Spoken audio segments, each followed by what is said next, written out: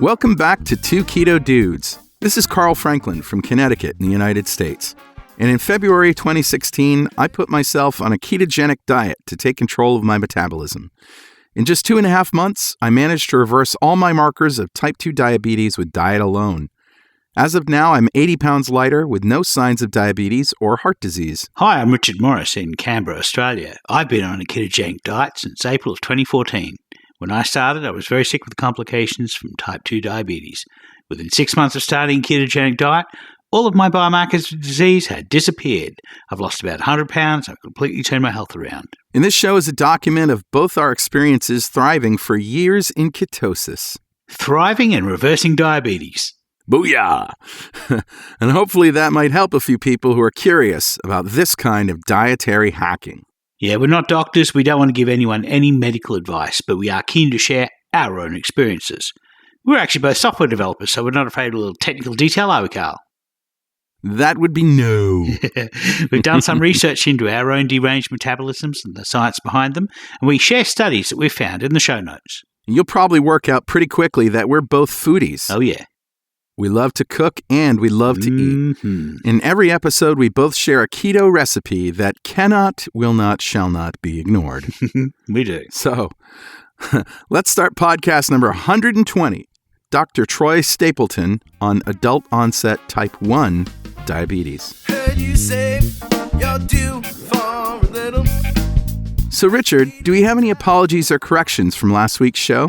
Last week's show was Nina Teicholz talking about the dietary guidelines, and she is a subject matter expert. I don't think she made any mistakes at all. Yeah, she was great. That was a great show. So, let's revisit what a ketogenic diet is. Sure, a ketogenic diet is one where you don't eat sugar or starch. You get all of your energy from fat. That's either fat on your plate or fat on your body that you stored from, say, a Krispy Kreme that you ate a decade ago.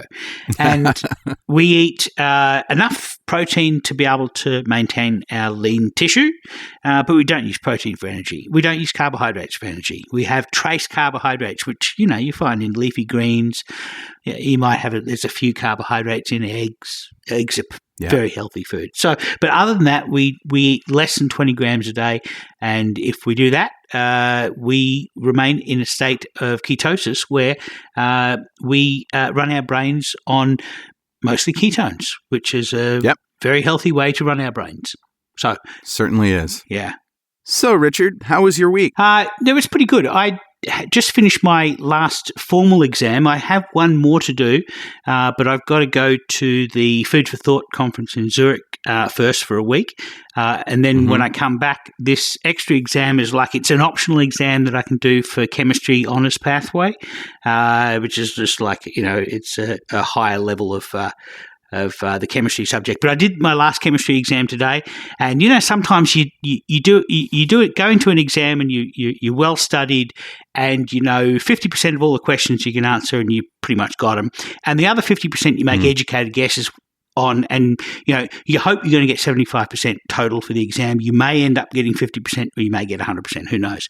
Well, those kinds of questions, those ones where you make an educated guess, I think I only did that on 2 questions out of like 40. So all of the rest I was really comfortable. I knew. So I had a really good chemistry exam, and I've pretty much finished my formal subjects now for first semester of university at ANU. So that was a good week. I also I'm getting ready, obviously, to go to Zurich for the Food for Thought conference. This is being run by Swiss Re and the British Medical Journal, and it's got people such as Sarah Hallberg will be speaking there, Nina Teicholz, Gary Taubes, Walter Willett from Harvard University. He's probably the world's most well-known nutritionist. Professor Roy Taylor from Newcastle University in England, one of the first guys to ever do a paper on how to reverse diabetes, type 2 diabetes, that is. And there's also Jenny Brown Miller. There's a lot of really famous people in the nutrition space. And this, I think, is going to be an interesting room to be in, probably one of the most interesting rooms to be in this year for determining how we navigate our way out of this nutritional hole that we're in. So that's going to be interesting. And the other thing that happened this week, a good friend of ours, Kim Houghton, did a Facebook Live event, and she was just talking about her week and answering questions, and people could ask questions about keto, and she would help them out.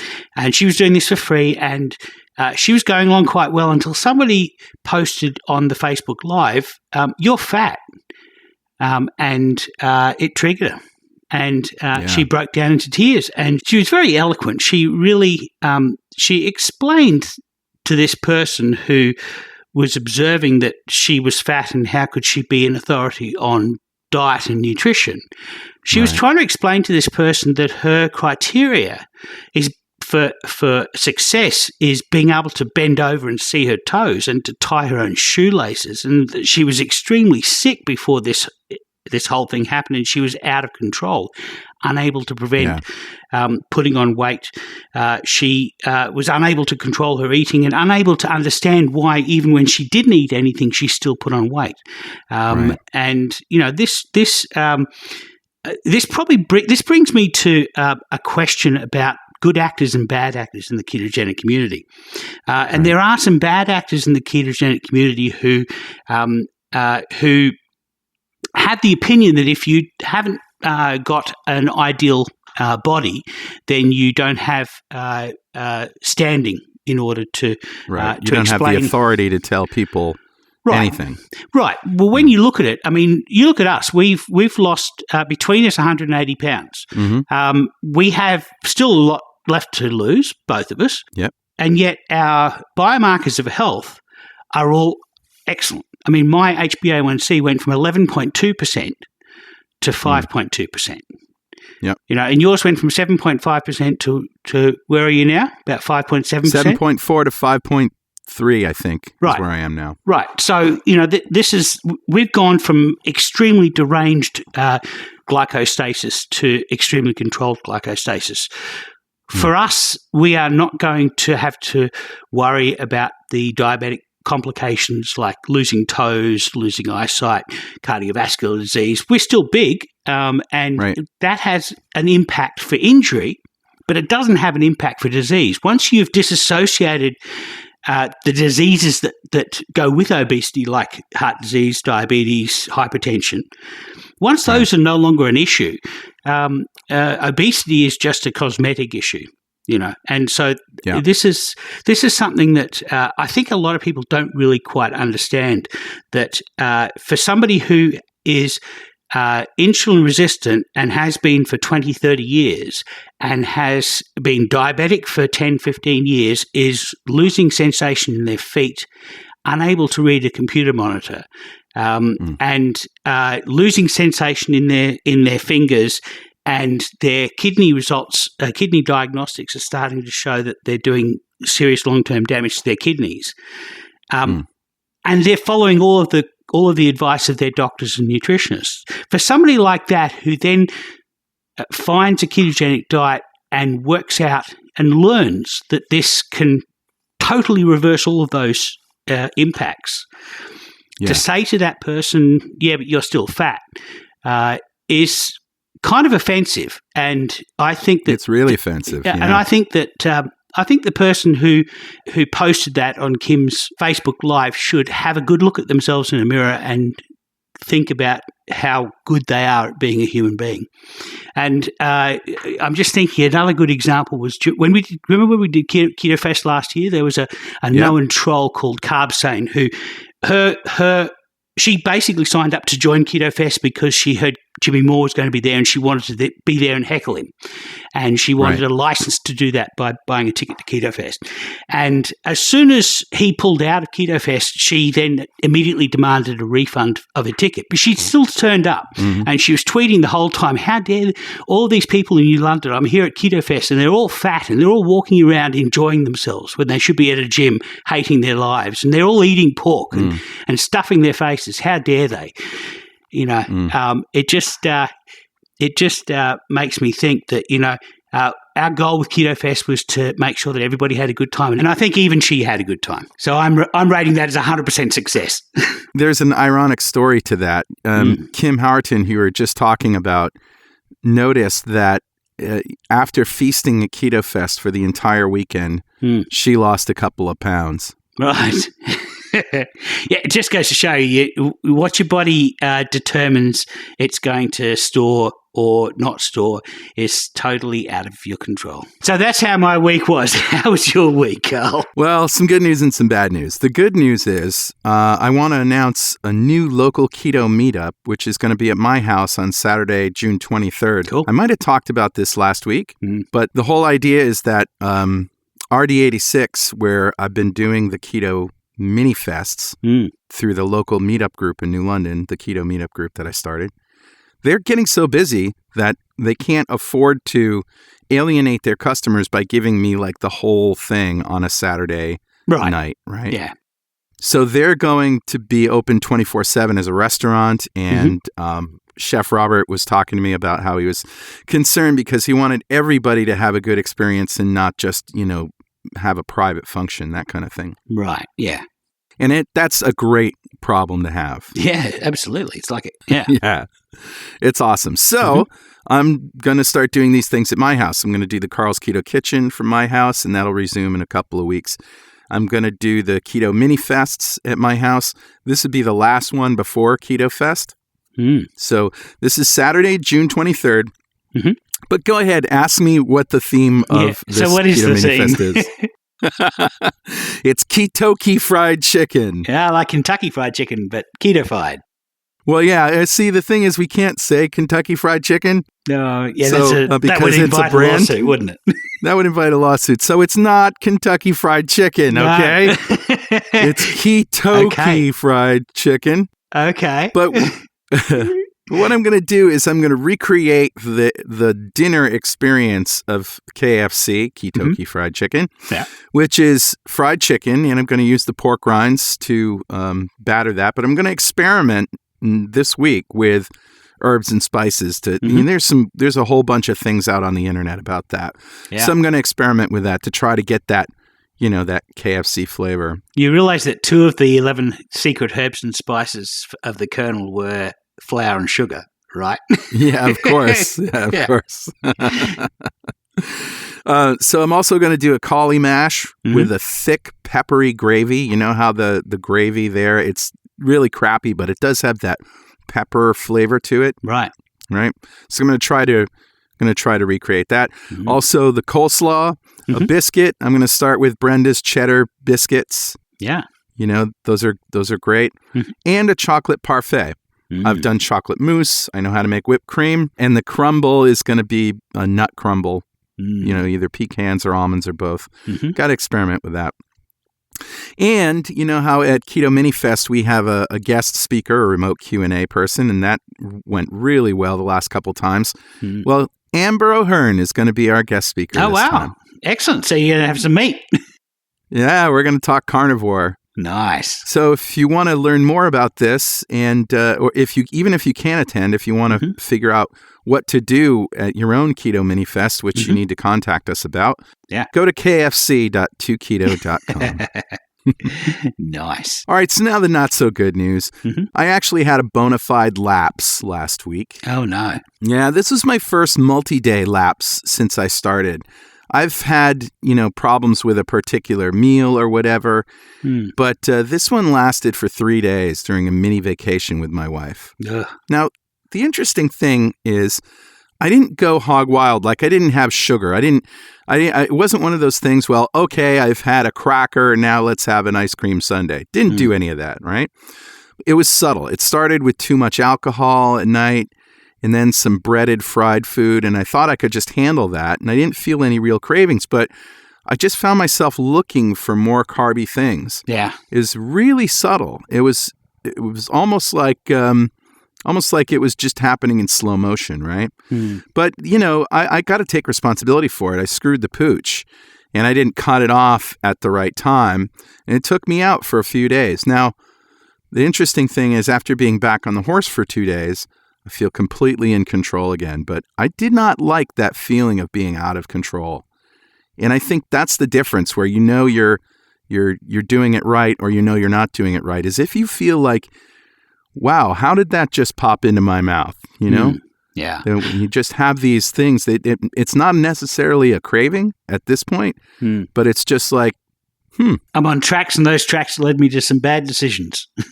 Yep. Yeah, that's right. And the bad decisions compound, and before you know it, now you've got real cravings and you're over the hump, and it's going to take a serious intervention in order for you to get back on it. So, like I said, I've been back on the horse for 2 days, feeling in control again. Everything's all good, but that was pretty scary. Yeah. So the only penance I can suggest for you is to say 10 Hail Marys and gargle some holy water. No, I think I'm going to say 10 pass the butters and gargle some olive oil. That's what I'll do. But, here's the thing. I'm home now, and being able to cook for myself makes all the difference in the world. Yeah, cooking is really the secret weapon for 2 keto dudes. It so is. When you're out and you're somewhere where you don't have control over what goes in your mouth, what goes in your body, rather, you guess you might have these wings or something, and they say they're not breaded. They come, they're breaded, and 3 bites in, crap, these are breaded. Yeah. You just don't have control. So the other cool thing is I'm looking forward to cooking for my daughter, Emmy, who's coming to stay with me this week to get herself back on the keto horse. Nice. Which is awesome. Yeah. Yeah. It's always good when the kids come home. Oh, it's so cool. So the only comment that I have to make about your quote-unquote vacation is, if you think of yourself as being on a diet, then maybe you might think, well, I'm on vacation, I can go off and vacate from my diet as well. Right. But keto really isn't a diet. Keto is a way of eating. It's how you choose to fuel your body. It's how you fuel your body in a way that doesn't further derange it. And so the problem is, if you're thinking about, I'm going to go on vacation, therefore I'm going to take a break from that. No. I totally agree. And the thing is, I didn't go on the vacation with the intent to go off the diet. Yeah. But, it just happens. sort of happens. And rather, in my responsibility to get back on the horse, I did not fulfill. So it got worse over 3 days until I finally had to, to do it. And I could only do it when I came home at that point. Yeah. It becomes harder and harder. So I'll have a report for you next week, and I'll tell you all about how the week of cooking for somebody else, keto, which is great. And Kelly's also doing it with me this week. So the whole house pretty much is going to be keto-fied. Nice. Well, that was how was our week, wasn't it? Let's give away some swag. Yeah, let's give away some swag. So today we're going to give away, as we did last week and the week before and a couple weeks before that, a signed copy of Lies My Doctor Told Me by Dr. Ken Berry. Nice. And we give these away every week to one lucky member of the 2 Keto Dudes fan club. Yeah. And you can become a member of the fan club just by going to fanclub.2keto.com and answer a few questions, and then you're in. Yeah. And then we pick your name at random, and you might win some stuff. So who do we pick from random this week? So this week's winner is Harold Guerin. Congratulations, Harold. Yeah. So congratulations, Harold. Dr. Berry will be sending you a signed copy of Lies My Doctor Told Me very, very soon. Nice. And if you don't want to wait to win some swag, you can always buy all sorts of it online at gear.2keto.com. Although I don't think we have the audiobook yet of Lies My Doctor Told Me, but I have heard from a reliable source that there's a very famous person who voices that audiobook. Is that correct? Yes, that's right. That would be me. All the files are finished, and we're just in the review process, and that should be in your Audible store soon, and I'll let you know on this show when it's ready. Nice. And that brings us to...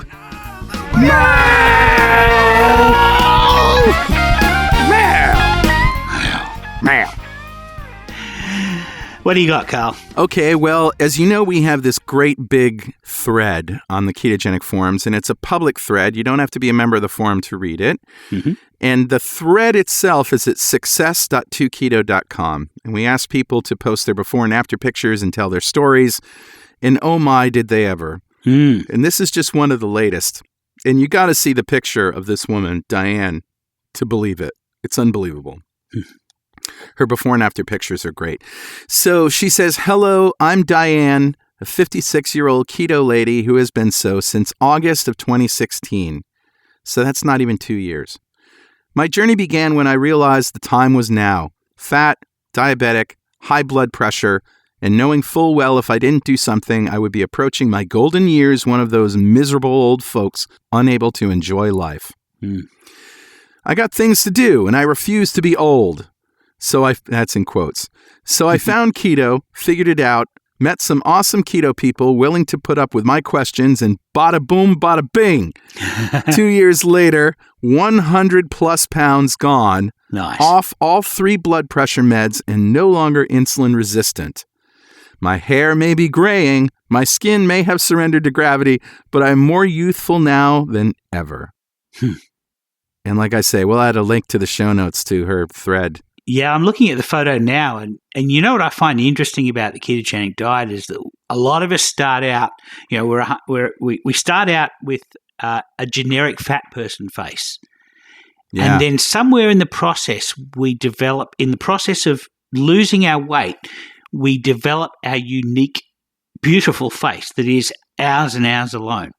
And Yeah, we get it back. Yeah, we do. And Diane's a perfect example of that. I mean, she started out, she has a generic fat person face. And, you know, Right. we all did. I certainly did when I was at my apex. And you look at her now and she looks like she looks like Diane. She's a unique person in her own right. And I think that's remarkable. It is remarkable. So what do you got for mail, Richard? So I've got a great story. You remember Tim Noakes, Professor Tim Noakes, who was on our show several months ago? We interviewed him while I was in America. Right. And he has been plagued by the Dietitians Association of South Africa, who basically set him up. They arranged to get rid of the Tim Noakes problem. Now, Tim Noakes has written this book on banting, which is a way of eating. It's very similar to a ketogenic diet. Pretty much is, isn't it? Pretty much. It was named after one of the early low-carb dieters in the 1800s, a gentleman by the name of Banting. And so this diet that Tim Noakes has developed it's one of the most well-read books in South Africa. It's like a number one bestseller and has been ever since it was printed. And but it's all about this Banting diet, and it's a low-carb, real food diet. They take this diet to the townships where they show people how to eat with cheap food and eat a low-carb, healthy, real food lifestyle. And so he's been doing this for 4 or 5 years, and the Dietitians Association of South Africa, the ADSA, have had this problem because him doing this is calling them into disrepute in their minds. He is basically holding them up to mockery because his advice is totally different from theirs. And so they basically set him up. They had this woman who was talking about breastfeeding, about a colic. She was worried that if she went on a low carb diet, that the baby would get cauliflower through her breast milk. And he was just trying to calm her down and said, you know, totally okay. Breast milk is perfectly good for babies. And the important thing is when you do wean the baby, then that you want to make sure that you go to a low carb diet and not this starchy stuff that is in baby food these days. The baby shouldn't be eating sugar and starch. Exactly. Now, of course, they set him up for this, and they hauled him over the coals, and they basically put him through a process that's taken several years, and then earlier this year came the news that he was acquitted, and it wasn't a unanimous verdict. There was one dissenting verdict, but all of the other judges said that he had no case to answer for, and that the Dietitians Association has basically spent several million million rand, South African rand, on this witch hunt, and came to nought. Well, Right. of course, they've basically took it to appeal, and so he's had to go through this entire appeals process. Well, we found out today that the appeals process has unanimously declared that he has no case to answer for, and so that's the end of it. Yeah. Yay! Congratulations, Professor Noakes. That's it. Congratulations. You did it. So that's the good news, and I've got a link from an article in the Sunday Times from South Africa on the subject, and we'll put that in the show notes. Absolutely. Congrats. That's so awesome. Yeah. We were waiting for that one. Yeah, absolutely. And I mean, the interesting thing now is that his entire legal team have spent millions of rand on his defence. They haven't charged him, but it's still cost them a lot of money. Well, now we're going to talk about costs, and it's up to the Dietitians Association now to have a good think about what they did and what they put him through, and the costs that it's taken for him to defend himself against what are essentially vexatious complaints and baseless charges. Yeah, and so it's going to be interesting to see where that goes, because well, it's a real precedent for people being sued for doctors being sued in particular for giving low carb advice. Absolutely. Yeah. So more power to Tim Noakes and all the people that supported him. Absolutely. So let's get to the content today. Now, this is an interview that you did while in Perth with Dr. Troy Stapelton on type 1 diabetes, which he had an experience with, right? That's right, and I did this recording in a lobby of a hotel, and I do apologise because halfway this was actually on St. Patrick's Day this year, and I didn't realise that a lobby of any hotel in any town in the world is going to get louder and noisier on St. Patrick's Day. And so basically, what happened is a cocktail party dropped in our laps halfway through this interview, so we had to relocate to a quiet room. So my apologies for the noise. It's still a great interview, and let's roll it now. I'm here in the lobby of the Hyatt Regency in Perth with Dr. Troy Stapelton, who's a radiologist from Noosa. Sunshine Coast in Queensland, Australia. And we're at a conference. We're at the Low Carb Perth conference, and everything's just wrapped up, and we're going to talk about his presentation and about his experience going keto as a type 1 diabetic. So how did you first know that you were diabetic? So that was interesting. I was actually, every year I get together with a few friends of mine, and as a team, in fact, we do the Noosa Triathlon. And so I'd been doing my normal sort of preparation for that. I did the cycling leg, and I started losing weight. And I had been watching what I ate, so I thought, this is good. But the weight loss became quite dramatic. I was losing about 1 kilogram a week. Wow. And then I started to wake up at night to have to pass urine. Right, yeah. And was getting really thirsty, a little bit grumpy, and, maybe just, they were the main symptoms, I guess. And I woke up one morning and I just remember looking at myself in the mirror, and I could see that my eyes had almost become shrunken in. I was actually losing orbital fat. Yeah. And that's sort of one of the last fats that you'll start to lose. Sure. And so it was really just a thought. Obviously I'm a medical specialist, so I guess you go back to your background medical training, and I thought, losing weight rapidly, having to wee a lot, could this be diabetes? Sure. Not really believing it. There's been no type 1 diabetes in my family. There is some type 2 diabetes, but certainly no type 1 diabetes. And anyway, I had some dipsticks in the cupboard, and I'd actually bought those because one of my boys, I've got 3 young boys, and one of them had, I was worried about at one stage, and I dipped their urine, and fortunately they were fine. Sure. So anyway, I weed on the dipstick thinking this would be a 2-minute test, it's going to be all good. Yeah.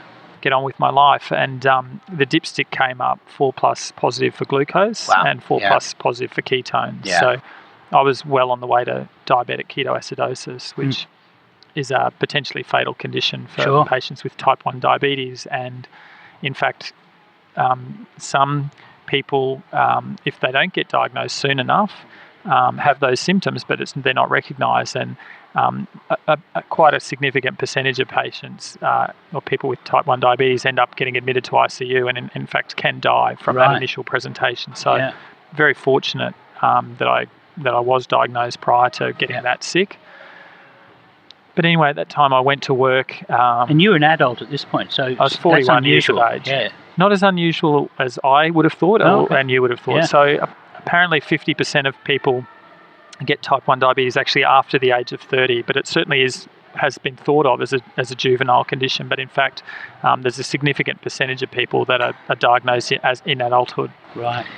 And so I went to work and I thought, well, that's a urine test. Maybe that's wrong. Maybe the strips are old. Yeah. But then I tested my blood and the reading came back high, which meant that I was over 25 millimoles on my blood glucose. Yeah. And then I went to the diabetes clinic. I work at a public hospital. I went to the public diabetes clinic and I was able to get in straight away because they recognised it was urgent, and they measured my HbA1c, and that, which is a measure of your average blood glucose over the preceding 3 months, and that was 11.9, which was confirmed a diagnosis of diabetes. Yeah. I then had antibodies tested. So type 1 diabetes is a condition where it's an autoimmune condition where the body creates antibodies and attacks the beta cells within the pancreas. Right. And my antibody levels were sky high. Yeah. And so that confirmed a diagnosis of type 1 diabetes, not type 2 diabetes. Sure. So you weren't making nearly enough insulin, and eventually that process, that autoimmune process, would probably take out all of your insulin production. Yeah, so at diagnosis, typically you've lost 80 to 90% of your beta cells by the time you get diagnosed. Yeah. Some patients can have what is called a honeymoon period. So once insulin therapy is commenced, sometimes they'll have this period, and that can last from a short period to a long period where it's relatively easy to maintain in your blood glucose levels because you still have some endogenous pancreatic function or beta cell function left. Yeah. But over time, the autoimmune attack on the pancreas is ongoing, and therefore that beta cell function is lost. Yeah. And eventually you come out of the honeymoon phase and require more insulin, and typically at that time your blood glucose levels become more difficult to manage. Right. So with type 1, there's no way, even if you could get a stem cell transplant of beta cells, your autoimmune system would still be attacking those, wouldn't it? Yeah, so that's correct. So there's no cure for type 1 diabetes. There have been transplants. So some patients can get a kidney pancreas transplant. So sometimes they wait till a patient's actually had a renal failure, kidney failure. Sure. And then if they're going to transplant a kidney, they'll transplant a pancreas at the same time. Right. There have been some islet cell transplants where they inject islet cells into the portal vein. From a donor to the recipient? Yeah. That's right. But again, those treatments require immunosuppression to try to stop the body attacking those new islet cells. Yeah. And that carries with it a lot of other... And that carries with it risk. So the standard of therapy for patients with type 1 diabetes is that they go on lifelong insulin injections, which helps them to manage the condition, but they're still exposed to the risks of long-term complications related to the loss of normal blood glucose control. Right. So now to move the story forward, you within a month, I think you had come upon a low carb diet as a possible option. It was a fairly short period of time, wasn't it? Or yeah, that's correct. Well, what happened? I guess it was quite a devastating diagnosis for me. I had thought I was quite fit and healthy, and you were running a triathlon. And nothing in my family. In fact, my family was quite long lived. My grandmother lived to 102, and my grandfather lived well into his 90s, and I had thought that was my lot in life. Yeah. So it was quite devastating for me, and that manifested essentially as sort of depression and anxiety in the early post-diagnosis period. And so I had trouble sleeping, and I started reading the medical literature to look for the best way of managing the condition. And low carb as a theme kept coming up. Right. And so within a week of diagnosis, I actually returned to the clinic where I'd been diagnosed, and I asked them about, was low carb an option? It seemed to make sense to me. Yeah. But was advised that it wouldn't make much difference, and they didn't recommend it. And so I thought, well, I'm going to take their advice. I'm a medical specialist, but in a different field, and these people are specialists in their field. So I'll take their advice and I'll just try and do the best that I can. Right.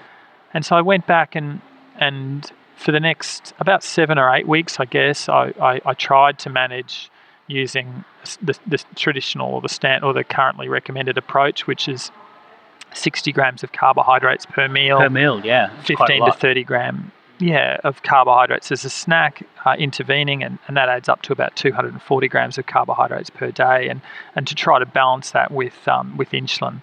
And I just found that it was very difficult to manage like that. You'd go high every day, sometimes you'd go low, sometimes you'd plummet low quite quickly, and that was symptomatic and quite scary. And so during this time, I kept reading and was looking for, other approaches, I guess, and kept coming upon low carb, and came upon the work done by Dr. Richard Bernstein and his book Diabetes Solution. Yeah. And I just decided that this made sense to me, and that I was going to change my lifestyle. Sure. And to adopt a low carbohydrate approach, focusing on whole real foods. Yeah.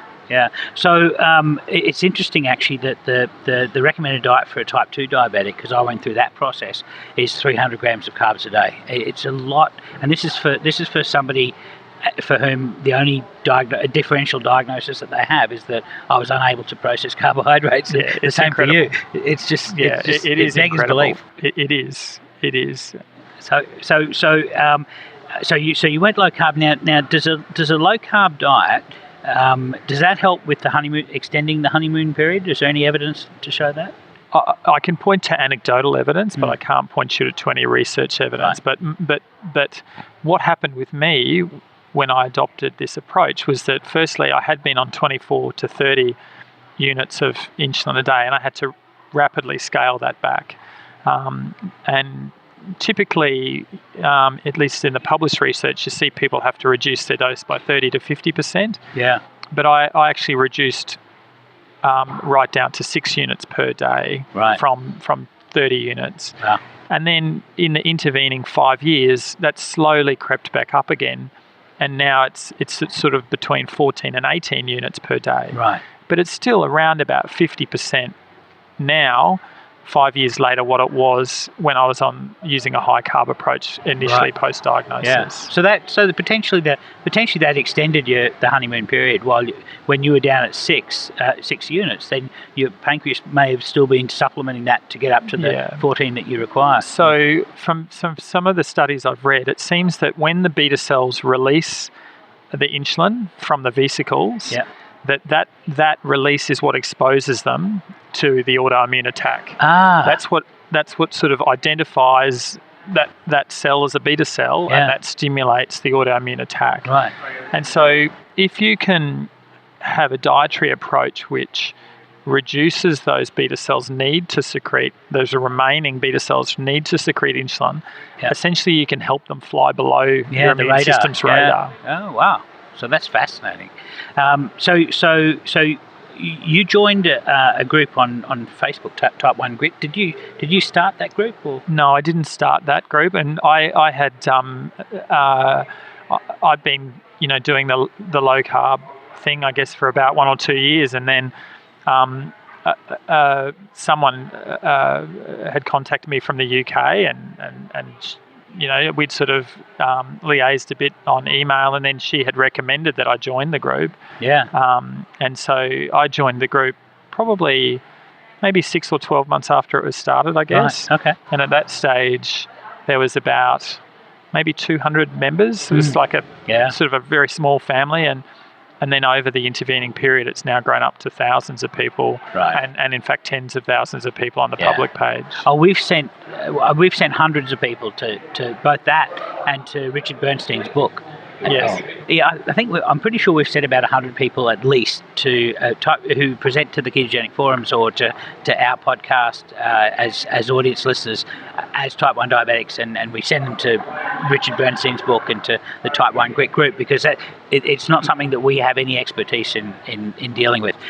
Our thing for Carl and I is we tried to share what we did that worked for us, and then tell people what science there is behind it, and maybe have an expert on to talk about their particular expertise. And so we don't try to be experts in any of these things, but that has been a great resource for these people, because just about every single one of them has come out of that experience with stable glucose, and that's just so important. Yeah, absolutely. And that peer-to-peer support, I think, is really critical, because when I started this, I didn't know anyone else doing it, but that you're seeing other people doing it and being able to troubleshoot and to ask for advice. Yeah, and also people are able to ask for, are there health professionals who will support this approach in their local area, and often people in that worldwide community can then point them in the direction of some health professionals who can support them in that journey. Right. No, that's outstanding.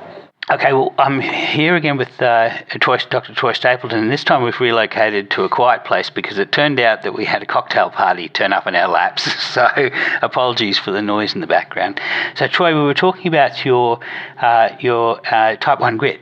We were talking about type 1 grit, and when I joined type 1 grit. That's right, and that community. And it's a community of very committed people following Dr. Bernstein's approach with type 1 diabetes. And it's grown into quite a large group now, about 2,800 or 2,900 members in the closed group. And then there's also the public site, which I think has over 20,000 followers now. Yeah. And essentially it's a group of people with type 1 diabetes who are following Dr. Bernstein's approach, but also troubleshooting and how do I manage this, and sharing recipes and sharing healthcare professionals who can also help this group of people who know how to help people with type 1 diabetes who are using a lower carbohydrate approach to help manage their condition. Yeah, it's a real patient-led response, isn't it? Very much. Which is wonderful. Very much. We're actually at the Perth conference. We've been hearing actually about this inversion of a patient-centric N=1 based, digitally disrupted healthcare practice, and this looks like part of it. Because the type 1 grit community probably of all of the keto and low carb communities is really focused on the health, and maybe that's because of the severity of the problem of type 1 diabetes. It's a lot easier to deal with type 2 diabetes because you've got so much more leeway. Which so in the case of type 1 diabetes, you're forced really to focus on things like can I exercise? How would you do that? I mean, well, in fact, I think that's been one of the really interesting things, and one of the huge advantages to me for using a low carb approach. So, everyone acknowledges that exercise is a healthy thing to do, and particularly in people with type 1 diabetes, and yet approximately 50%, or at least the studies I've seen quoted, of type 1 or people with type 1 diabetes are too frightened to exercise because of the fear of becoming hypoglycemic with exercise. Right. One of the interesting things that happens when you go onto a low carbohydrate approach is that the body becomes more efficient at burning fat for fuel. And what then happens is that at sort of low and moderate levels of exercise activity, because the body is so well adapted to burning fat, it doesn't burn much glucose during those activities. Right. And it becomes a lot easier to maintain steady, normal blood glucose levels, even at moderate levels of exercise. So, I cycle, I surf, I sail, I do lots of different sporting activities. But just to give you a cycling example, I can cycle for 1 to 2 hours at sort of moderate levels of At 25 kilometres an hour? 25, 30 kilometres an hour, cycling along with my friends, and I can maintain steady blood glucose even whilst fasting. Nice. And you have a CGM, a continuous glucose monitor, so you can actually see that. That's right. So I obviously keep a very close eye on my blood glucose levels, and I always exercise with glucose available to me, and when I surf, I have glucose gels in my my board shorts, etc. And so I do monitor it, but I can maintain stable, steady blood glucose levels because I'm burning fat for those exercise activities. So when you're surfing, do you actually take your glucometer in a waterproof package or something? Or? So I have. Yeah. Okay. But I've also had my waterproof pouch leak and then lose $100 worth of monitor, and so I now know that I'm actually stable during those levels of activity. Right. So I tend to go out with I always have glucose gel available to me. But I know that if I'm out for 45 minutes or an hour at sort of low to moderate levels of activity, then I'm safe. Yeah. And that's through trial and error. So generally do people who go on a low carb diet with type 1 diabetes worry about hypoglycemia? And it's one of the common questions that I get asked. People think that if they're not eating carbohydrates all the time, that they'll have hypoglycemia, and yet it's actually the reverse, because what tends to happen is that people who use a low carbohydrate approach, they actually reduce their insulin by somewhere between 30 and 50%, and that the majority of the reduction in insulin is actually their bolus insulin. Yeah. And so if you're having less insulin, it's actually the insulin that produces the hypoglycemic episodes. So if you're having less insulin, you actually have less hypoglycemic episodes. And that makes sense. And that's been shown. There was a study by Nielsen looking at a 4-year study, and they reduced hypoglycemic episodes by 82%. So that's been shown in the medical literature. Yeah, that's wonderful.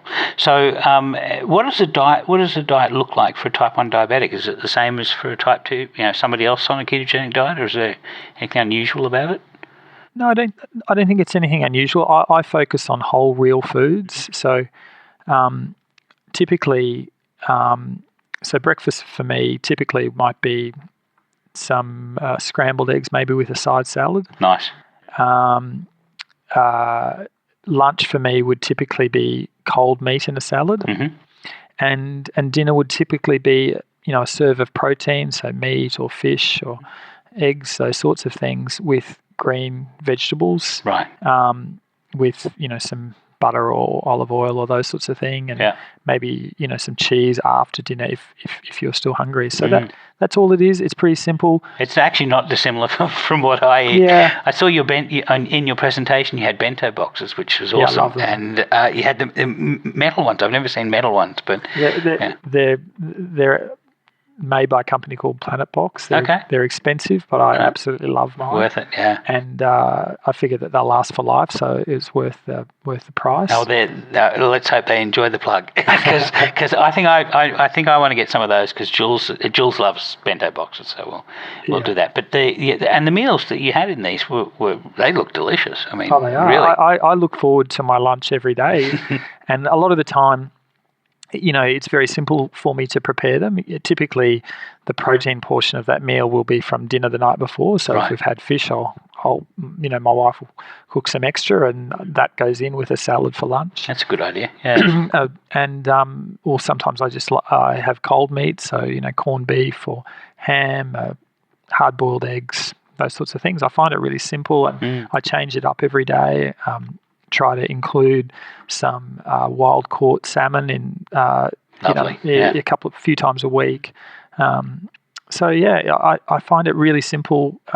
I've adapted to it. I don't find it a challenging diet. Yeah, no, it's remarkable how nice a ketogenic diet is.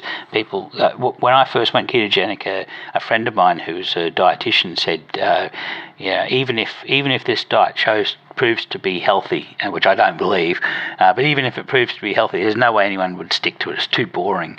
And so I started this hashtag boring keto, and I would put posts in Facebook of these meals, because I don't mind cooking, and so I'd put these posts with his fancy meals and hashtag boring keto. Eventually she unfriended me.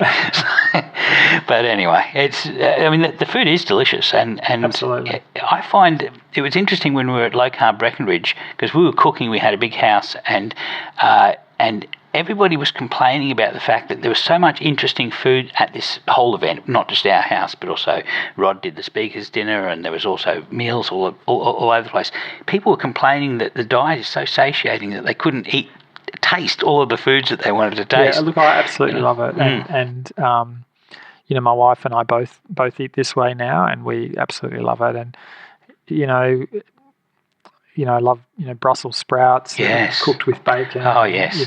Beautiful. There's such, it is. It's absolutely satisfying food, and it feels rich and, luxuriant. Yes. Sarah Hallberg says if you're going to eat vegetables, and you don't have to eat vegetables, she says, but if you're going to eat vegetables, eat them with butter, or eat them with fat, eat them with a fatty sauce. There's nothing worse than sort of steamed vegetables that have had the life steamed out of them. I mean, that's the low fat way of doing things. So. Yeah, no, I agree. I love vegetables, and but I love them with butter or cooked in butter. Yeah, absolutely. So I eat vegetables because I don't like to eat offal. So because there are nutrients in offal that there are also in vegetables, and they're if you don't eat one of those, then you're likely there's a good chance you become deficient in essential nutrients. So anyway, that's why I eat vegetables. Tell me, Troy, is there any emerging research that you'd like to talk about? Look, I'm actually really excited that I'm aware of a number of studies which are actually looking at low carb for type 1 diabetes, because there's only a very small amount of studies currently published in the medical literature. Mm-hmm. But I'm aware of at least 3 studies which will be published this year. Wow. Looking specifically at the question of a low carbohydrate approach to manage type 1 diabetes. And I know of now 3 PhD students which are who are looking at this exact topic. So that's incredibly exciting for me. I've now been following this approach for 5 years, and really what I would like to see in the future for people with type 1 diabetes is that their treating health team develop a patient-centered approach, and that one of the options that they're offered is a low carbohydrate approach. Yeah. And if the patient chooses to follow a low carbohydrate approach, then they're supported in that choice, and the medical team looking after them develop some expertise and experience in using this approach. Yeah. And that includes not just the low carbohydrate diet, but also some of the insulin dosing techniques as described by Richard Bernstein. I would, with the exception of the insulin dosing techniques, I would actually echo the exact same thing for type 2 diabetics. Yes. That Diabetes Australia takes on or Diabetes Peak Bodies worldwide take on a patient-centric approach, that a low-carb diet is an option, that it's not... I mean, the current state of things is that if you're a type 2 diabetic, and I suspect also if you're a type 1 diabetic, and you tell your diabetes educator that you want to attempt a low-carb diet, they will stage an intervention. So, that's I think we need to get that out of the standard of care. So that's outstanding. So thank you very much for spending time with us. It was very enjoyable. I enjoyed your presentation today, and I look forward to the next time we meet. Thank you, Richard. I really enjoyed it. Thank you. Heard you say you're due for a little. It's just another great story about how people are controlling their blood glucose by not eating it.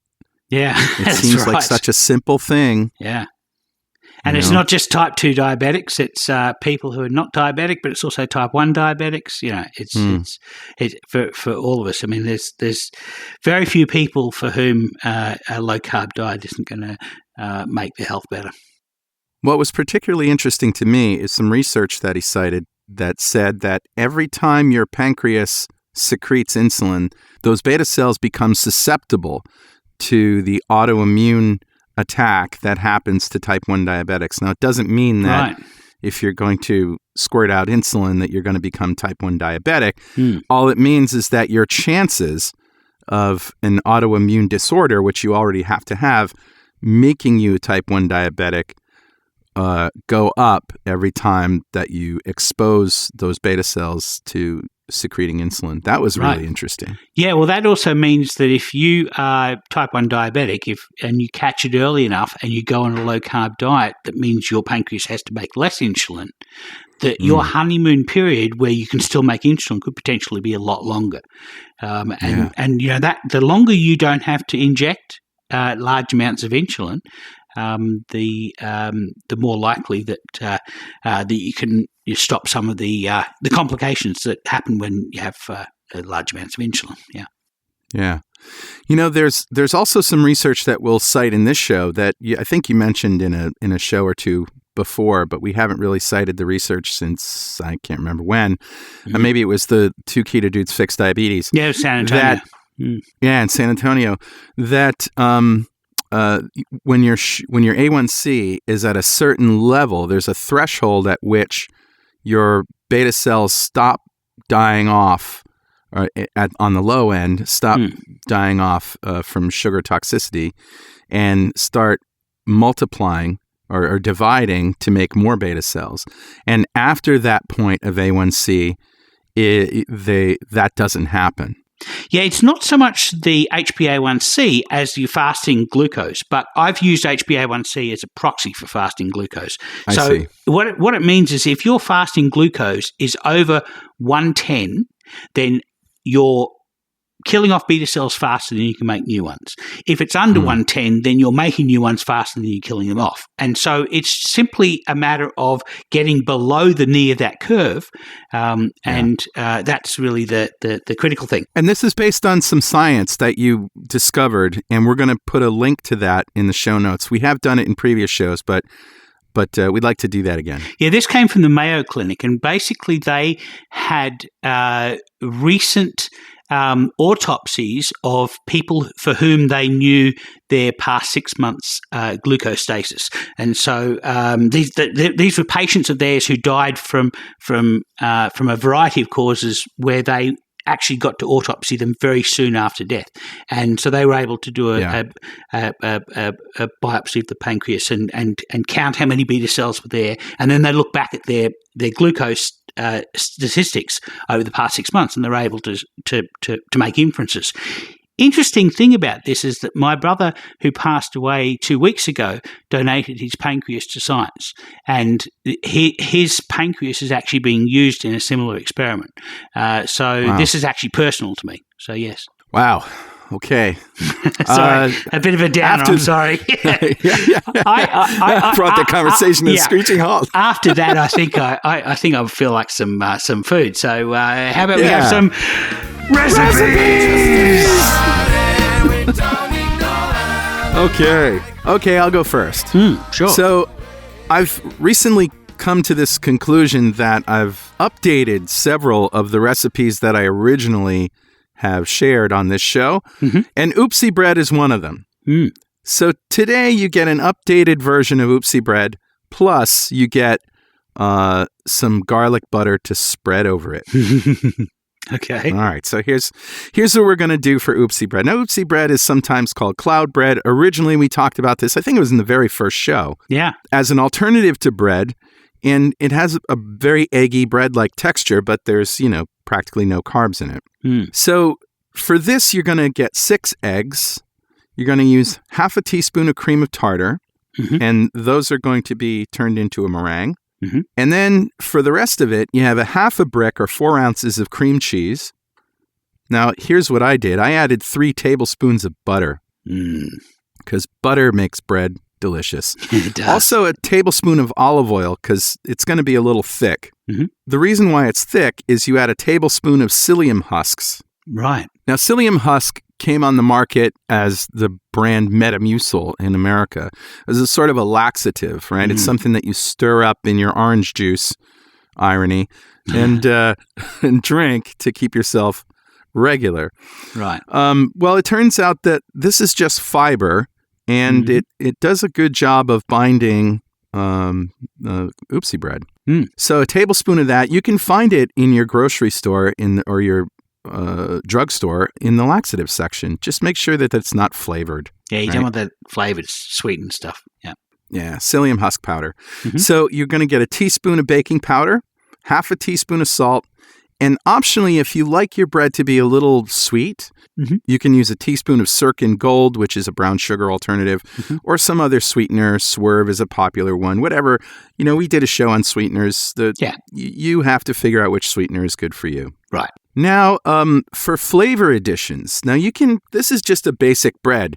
If you like garlic bread, you can put in a teaspoon of garlic powder. If you like rye bread, you can put in a teaspoon of caraway seeds. Nice. Now I do this to make a rye flavor. That's good. No, that sounds good. I'm not a fan of garlic powder. I don't think it tastes like garlic for me personally.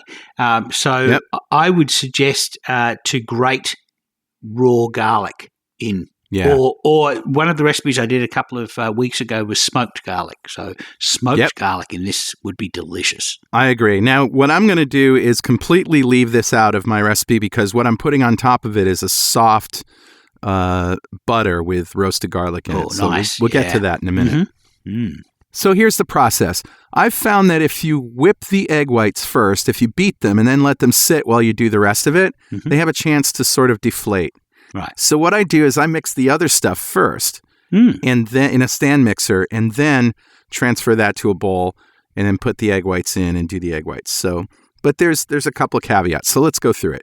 You want to preheat the oven to 300 Fahrenheit, which is about 150 Celsius. Yeah. You want to bring your eggs up to room temperature. An easy way to do that is just to take them in the shell and put them in a bowl of just tepid water and leave them there for an hour. Otherwise, after you separate the eggs, what I've done is I've put the bowl of egg whites in another bowl of warm water, and that works really fast. So you separate the eggs, whites in a bowl, yolks in a stand mixer, because that's what you're going to mix first, and you add all the other ingredients except the cream of tartar to the egg yolks. Right? So that's the cream cheese, the butter, the olive oil, the psyllium husk, the baking powder, the salt, optionally the sweetener, and whatever flavors you want to put in there. And now you want to beat that on high for about 8 minutes. And yes, 8 minutes. You want to get as much air into that batter as possible. And you beat it on high. So now you're going to transfer the mixture into another bowl with a spatula because you're going to use your stand mixer to do the egg whites. But before you can do that, you have to thoroughly wash and dry the stand mixer bowl and the beater, the whisk, just to make sure that it's completely dry and there can't be any fat in that bowl or on that mixer when you whip the egg whites. Otherwise, they're not going to set. And of course, when you do separate the egg whites, you really can't have any of the yolk in them. Absolutely not. You get any yolk whatsoever. You won't set up. If you can't get it out with a spoon, you're done for. Yeah. So now you want to beat the egg whites and the cream of tartar with a mixer for 5 or 6 minutes, maybe even 7 minutes until they're very stiff. And you immediately pour the batter over the egg whites and with a spatula, you gently fold it in. And folding means wrap around from the bottom, cover it over on the top. Yeah. And you stick your spatula vertically down through the middle, turn it to the left, turn it counterclockwise, and then fold it over the top. And you just keep doing that until you basically don't want to mix it. You don't want to deflate the egg whites. That's what that is. So now you put some parchment paper on a cookie sheet and make 6 large piles of the batter, being careful not to crush them. And cook that at 300 Fahrenheit, 150 Celsius for 15 to 20 minutes or until they're golden brown. And you just remove them and transfer to a cooling rack. So the adjacent recipe is the soft roasted garlic butter. And I know this should be pretty obvious to everybody, but you may not know exactly how to do this. So you want to get a pound of Kerrygold butter or some good butter, whatever you like to use. Let it come up to room temperature. It might take about 3 hours at room temperature for it to get soft. Now you're going to preheat your oven to 250 Fahrenheit because that's what you're going to roast the garlic in. So you remove the skins from the cloves of 2 bulbs of garlic. And the way I do it is I crush each clove with my palm, and that sort of breaks the skin open. And I take a paring knife and cut off the base, and then the rest just falls off. So you want to put those in a bowl and toss them with olive oil and a pinch of salt. And you place that on a cookie sheet and bake it at 250 Fahrenheit until they're golden brown. If they get too dark on the bottom, you want to take them out and flip them and put them back in for another 5 or 10 minutes. But you really can't cook them too much, but they will burn at some point. So just remember, brown garlic is good, but blackened garlic is bitter. Right. Now, in a bowl, you take those out while they're hot, and you mash the garlic with a fork, and it should just turn into a paste. Or you can alternatively chop it with a knife if you want some chunks.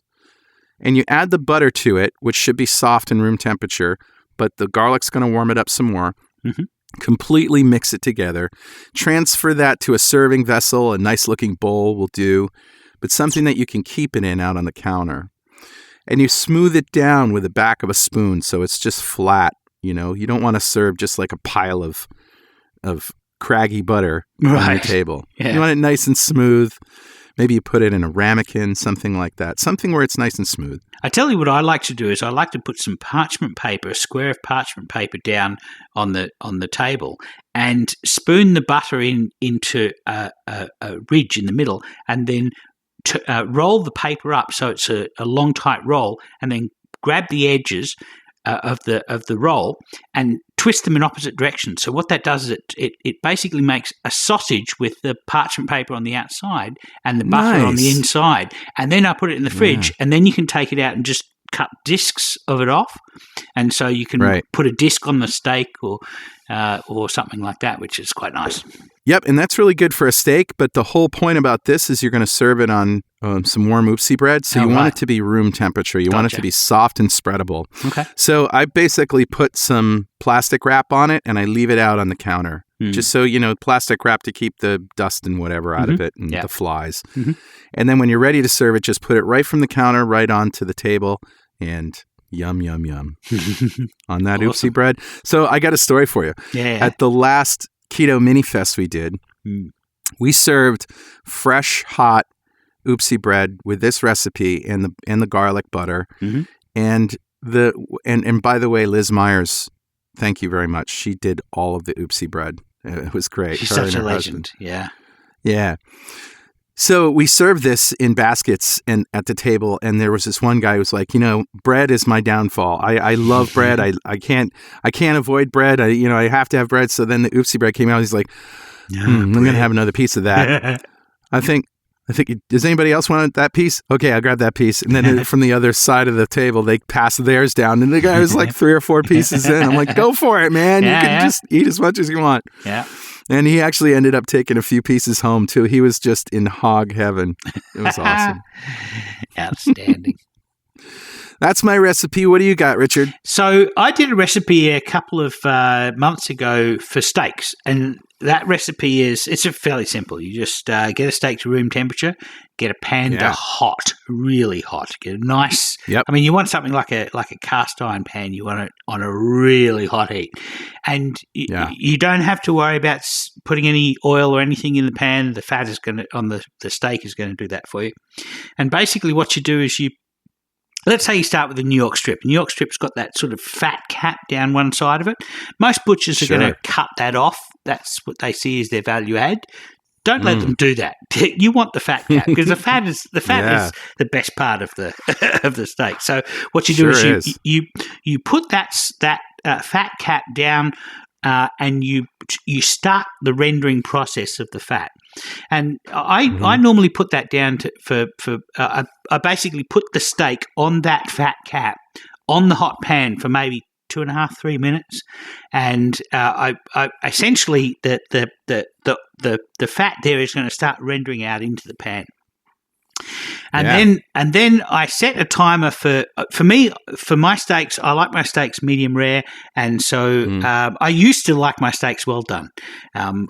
But I since I went keto, I've started been enjoying my steaks more and more rare as I go. Now I like a medium rare. Too. So what I do is 2.5 minutes for a steak on one side. 2.5 minutes. Is probably dependent on how thick the steak is, though, right? How thick do you cook them? So this is for a New York strip that's about 3/4 of an inch thick. So if you have a thinner steak, so we'll get to what you do with a thinner or a thicker steak later, but just to sear the outside of the steak, you want it about 2.5 minutes on one side. Okay. If you were to look at that, turn that steak over and have a look at it, it would look like how the steak's going to appear on the plate. So you want basically you want that caramelized. You don't want to touch it for 2.5 minutes. You just want it to sit there, enjoying the bath that it's in. And now, Curtis Stone was on TV in Australia on Australian MasterChef the other day, and he said what he likes to do is he likes to rest it between cooking each side. So what he would do is he would take it out of the pan with the uncooked side up, and he would put it on a board and let it sit there for another 2.5 minutes. So it's been in the pan for 2.5 minutes getting seared one side. He takes it out and lets it sit and rest for 2.5 minutes before he puts it back in the pan to do the second side. Now, the reason you let it sit is so that the blood doesn't drain out of the steak, so it remains moist. You ever had that problem when you get a steak at the table and you start to cut into it and all of this blood just runs out, and so what the process of resting does is it allows that to reintegrate within the flesh of the animal, so you don't end up with that sort of bloody mess. So anyway, so what Curtis would do is he would rest it between each side. I generally don't because I'm too hungry. So I'm going to try it though. Yeah. See if it makes a difference. Yeah, I let my steak rest after I've completely cooked it usually. Yeah, I'll always do that after it's been in the oven. So what you're going to be doing is you're going to be putting it each side. You're going to cook each side in the pan, and then you're going to put the pan in the oven. And the oven you probably should have put the oven at 300 Fahrenheit, 150 Celsius, or even higher if you can, and get your oven up nice and hot before you start this entire process. So I will generally use a pan where I can take the handle off the pan. So the pan is designed to go in the oven. A good cast iron pan will generally be able to do that as well, but make sure you use an oven mitt when you take that out, because otherwise you're going to be branded. So anyway, so we've seared it on both sides, and what's happened is the fat has come out of the steak and is now moistening the pan, so to speak. Now, what most people do is that they take the steak out at this point and put it on a board and let it sit there for 2-3 minutes, and I do the same. And most people would generally throw away the oil that's in the pan. Okay, you've got maybe 2 or 3 millimeters of oil in that pan that's rendered out from the fat. Most people would throw that away, or they might they generally throw it away and then maybe put a little bit of red wine in there to pull the fond up off the top of the pan. That fond is the tasty bits of the steak that have caramelized onto the base of the pan. But I'm not going to waste all that perfectly good fat. Oh no. What I'm going to suggest is, while your steak is resting for 3 minutes, this is my actual recipe. All of the rest of what I've done so far is reprising a previously done recipe. Sure. And now I'm about to start my actual recipe. My actual recipe is, what do you do with the fat that's in that pan? So here's what I suggest doing. Get some mushrooms, chop up the mushrooms and put them in that fat, and maybe get 2 or 3 cloves of garlic and grate those into that fat and let those cook down. What's going to happen is they're going to soak up a little bit of that fat, but they're also going to cook in that fat. They're going to take on the flavour of that tallow, and they will be a perfect accompaniment to beef, because they will be cooked in the beef fat. Now, as far as herbs and spices, you want to add herbs that accompany and accentuate the flavour of steak, and thyme is a particularly good accentuator of steak flavours. And so I put a little bit of thyme in, and thyme goes really well with mushrooms. If there's not enough fat in the pan, you can always add a bit of butter, but what we're trying to do here is we're trying to curry the fat with vegetables. So now I've had the mushrooms cooking in that oil for maybe 30 seconds or maybe a minute. The next thing I do is I put in some liquid, some water of some kind, just to lift the fond off the bottom of the pan. Now, my favourite liquid to add is red wine, which works really well with steak. So you don't need a lot. You need like 2 tablespoons of red wine. Yeah. And what it's going to be doing is you're going to end up at the end of this with a clean pan. But, yeah, that's right. Which is another benefit. But so what the red wine is going to do is it's also going to make a lot of steam. So when I throw that red wine in, and I stir the bottom of the pan, I also throw in about a cup of spinach leaves. And what that's going to do is it's going to wilt. That spinach is going to wilt in that steam, and I just keep stirring. Now, it only takes me about 2 or 3 minutes, and my steak is rested, and now it's ready to be plated. And I now have a pan of spinach, mushroom, garlic, steaky, winey flavored sauce that I just pour over my steak. And so that's my recipe. It's what you do with the sounds the fat amazing. left after making steak. So there you go. That's my recipe. Awesome. I'm going to make that for lunch. What a great show. Yeah. Thanks. Of course, if you have anything you want to tell us, something we said wrong, something you don't agree with, some more research that you found to support or refute anything that we've said, send it by email to dudes@2ketodudes.com or post it on our website. And you can follow us on Twitter, Twitch, YouTube, and Instagram at 2ketodudes. Make sure to use the hashtag 2ketodudes. And of course, if you want to join the free Ketogenic forum, it's forum.2keto.com. And you can have a look around the Ketogenic forum without needing to create an account by starting with success.2keto.com. And if useless swag is your fancy, t-shirts, coffee mugs, and all that other junk, head over to gear.2keto.com. And if you want a shot at getting some of that swag for free, join the 2 Keto Dudes fan club. You'll be eligible to win something in every show. Go to fanclub.2keto.com. And if you feel like supporting our forums and all the podcasts we produce, including 2 Keto Dudes, Keto Woman, Keto Families, Keto Kids, which is coming up, I promise, Obesity Code Podcast with Jason Fung and Megan Ramos, think about making a monthly pledge on our Patreon page at patreon.2keto.com. And come to Keto Fest 2018. We're going to have a party. Go to ketofest.com. And you can also see our podcasts and other videos on YouTube at youtube.2keto.com. And check out my cooking videos at carlsketokitchen.com. And if you haven't already, go leave us a review on Apple Podcasts. That's how new people get to know about what we do. 2 Keto Dudes is brought to you by 2 Keto LLC, who strives to support the low-carb community with podcasts and other publications. Well, Richard, keep calm, keto on, and fast when you can. Yeah, keep calm, keto on, Carl, and Keto Fest at least once a year. Yeah, absolutely. And we'll see you next time on 2 Keto Dudes.